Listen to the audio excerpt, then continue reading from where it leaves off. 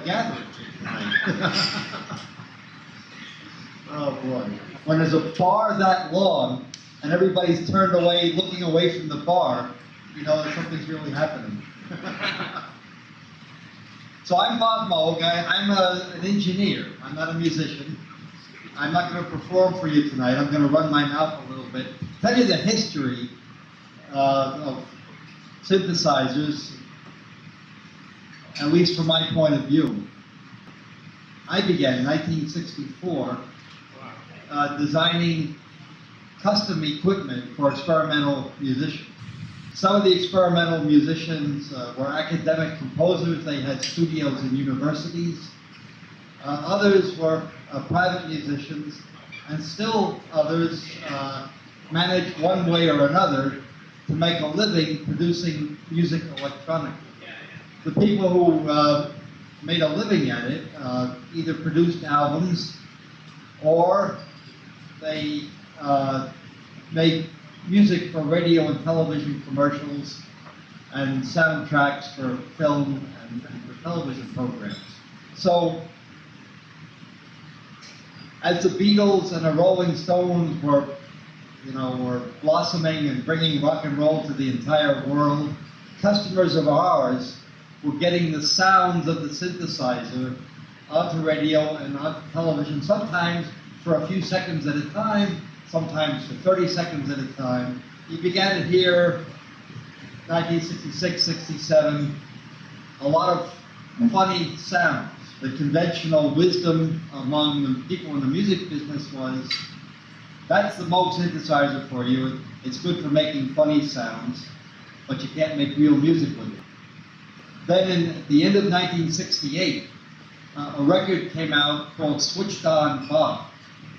It was made by a young electronic musician in New York City by the name of Wendy Carlos.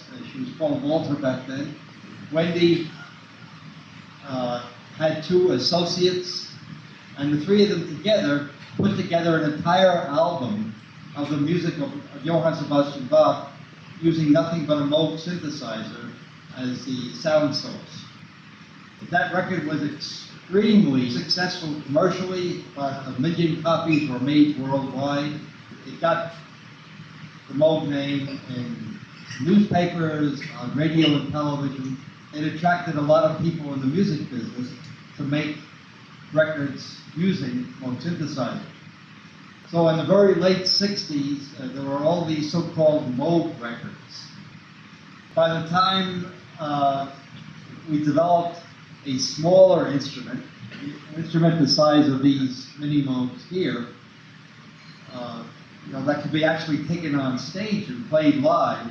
Our name was pretty well known and was associated with the synthesizer sound that was becoming part of rock and roll. Now, we didn't make any music. We were building instruments. Our customers were making the music. The first rock musician to be brave enough to take a whole modular synthesizer on stage was Keith Emerson. And I can remember coming to London here to meet Keith.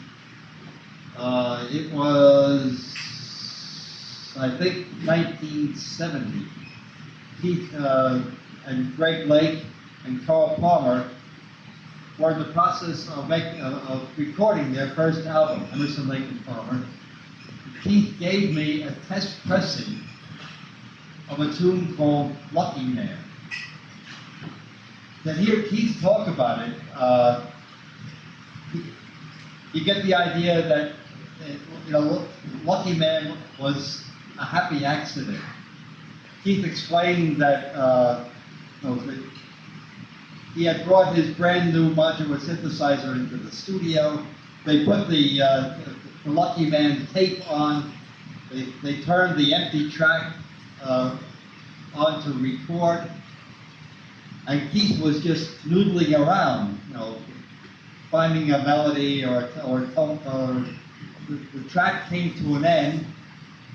Everybody came out from the control room, and Keith said, "Okay, I think I know what I'd like to do. Let's do it." And they said, "No, it's perfect. Just what you did, it's perfect." And Keith said, "Oh, come on, man, I was just fooling around there. And Greg and Carl and the producer said, no, it's perfect. We're going to leave it just like that. They had a fight over it. But in the end, Keith let it go.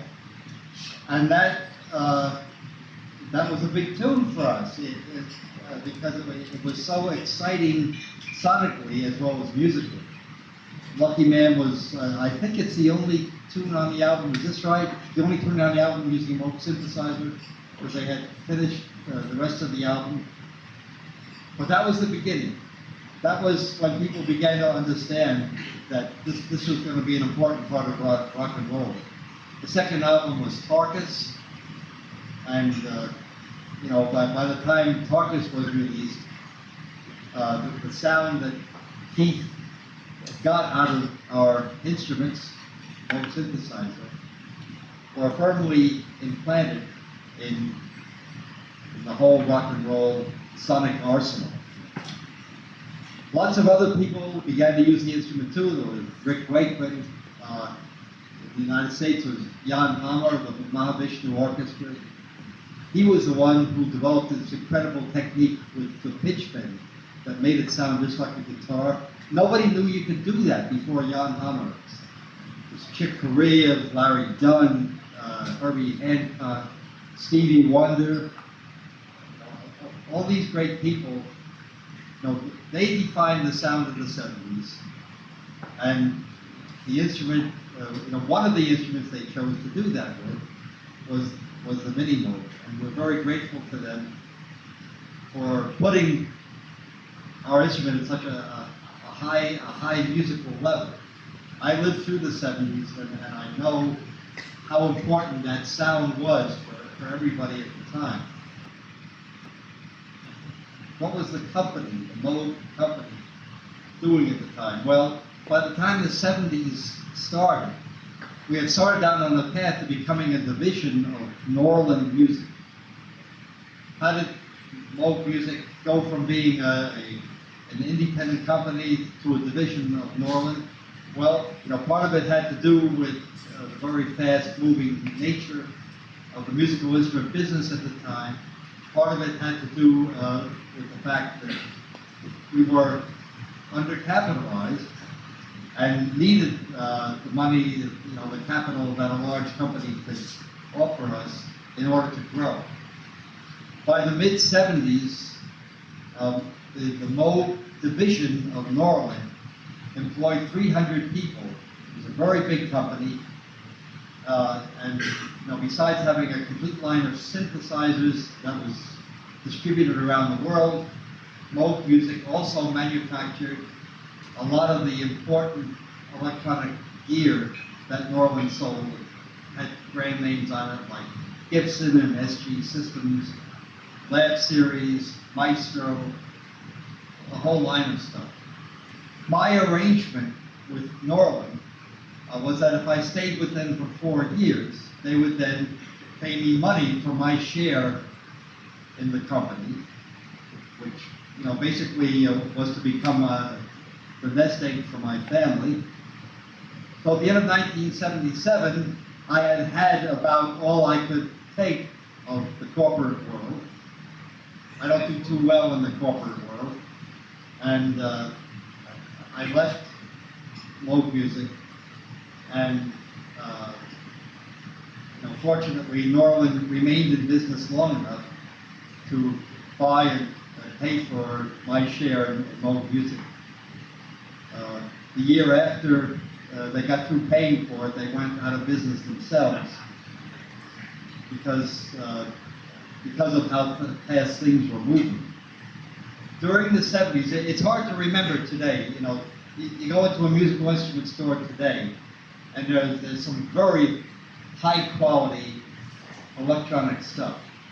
A lot of this stuff is made in Japan, it's made in China, but there's still some of it that's made in England, Europe, and the United States. But the quality standards are very high. Back in the 70s, consumer electronics was a lot cruder. And it was not at all unusual for, instruments to not work when you took them out of the box. But if you could make an instrument work, you could make it make a sound, you could sell it. We had a very crass way of saying that. I won't get into that. But, it has to do with putting 5 pounds of what dogs leave on the sidewalk into a bag, and if you could get it to make a sound, you could sell it. But I was glad to get out of that in the late 70s. People became a lot more discriminating as the quality of instruments went up. The Norwood Company disappeared off the face of the earth in the late 80s. Moog Music went on to become a contract manufacturer of medical and telephone equipment. And by 1994, Moog Music name itself fell into disuse. The trademark was considered abandoned by trademark office in our country. Around the world, the trademark had different status, but it was around then that the Moog Music trademark was re-registered by a person who lives in Cardiff.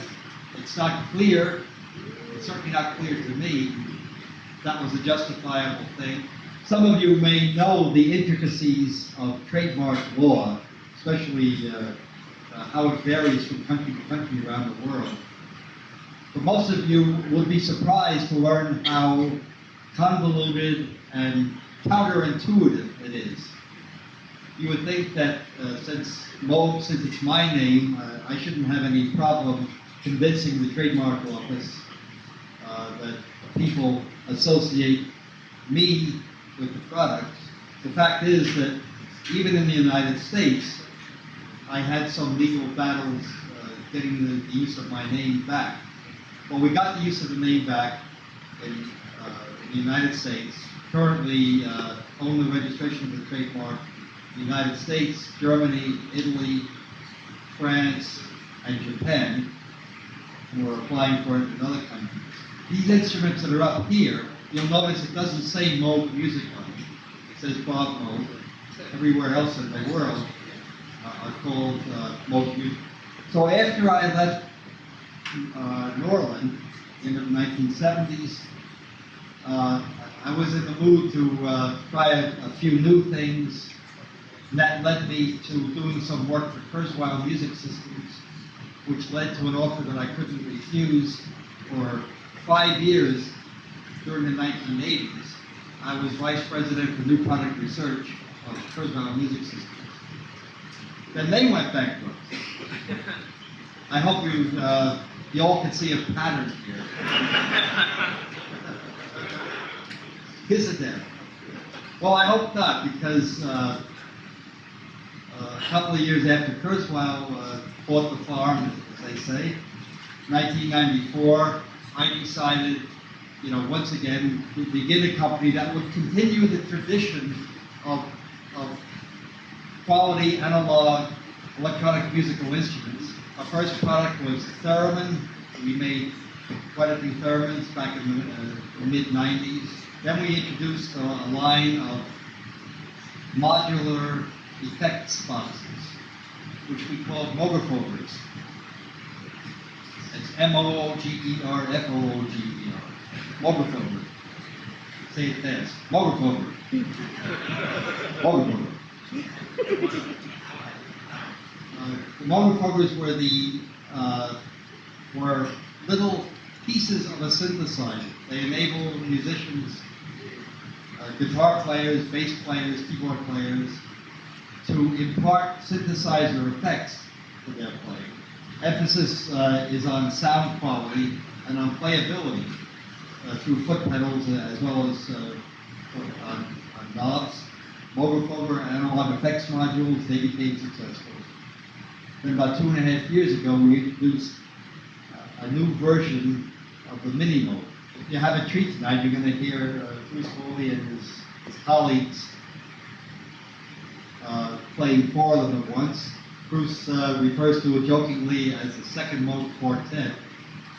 First Moog quartet was back in the late 60s. Four modular synthesizers set up especially for live performance. Their first concert was in Carnegie Hall in New York City. The concert was controversial. It was pretty kitschy. The guy who led the group back then, Gershon Kingsley, is a great musician. As far as he's concerned, something can be kitschy, and if it's well done musically, it still has value. But that was the first Moog quartet. Some critics thought it was pretty neat. Some critics disagreed. It was an important step on the way to live performance on synthesizers being part of the musical mainstream. I guess I should say something about, people ask me, why do you stick to analog so much? Look, you can take a computer that weighs a couple pounds and buy a very nice CD-ROM. You put the CD-ROM in the computer, and a whole modular system comes up on the screen, and you can put patch cords in on the screen and turn knobs on the screen. So why do you have all this hardware that only makes one sound and weighs 40 pounds and costs as much as a whole computer costs? It's a good question. The instruments that we make have a lot of circuitry in them that's analog. The waveforms of the sounds are made directly by electronic circuits, not made by adding numbers together and constructing a waveform from that. Now, there's really nothing wrong, basically, with waveforms being made digitally. But there is a basic difference in the way an instrument feels when you play it, when you're a musician. Computers don't feel bad. All the musicians who are using computers, including Bruce, there's a computer up there.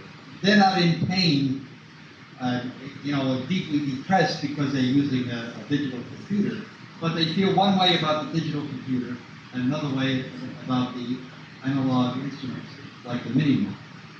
And we've had 40 years of designing analog synthesizer circuitry and instruments using that circuit.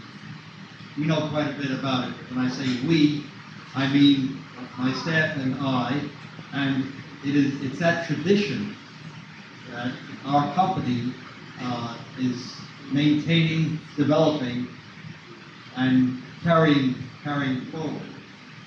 We also use digital circuitry for places where that's important. Well, for instance, in the Mini-Moog, the new Mini-Moog Voyagers here, there's digital circuitry that remembers the panel settings. So you can have up to 100 different sounds at the push of a button. That's something that the original Mini-Moog didn't have. The original Mini-Moog, every time you wanted to change the sound, you had to quickly go through and change all the knobs precisely, and you had to remember exactly where to put those knobs. So for things like that, digital circuitry is useful.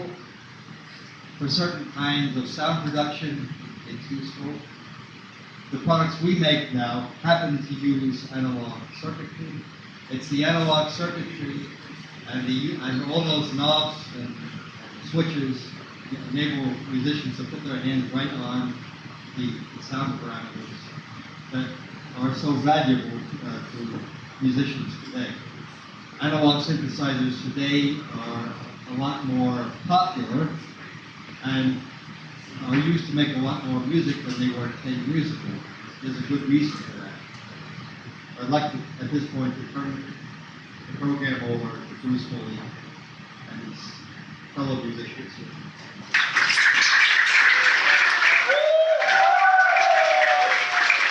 Thank you very much, Dr. Faulkner.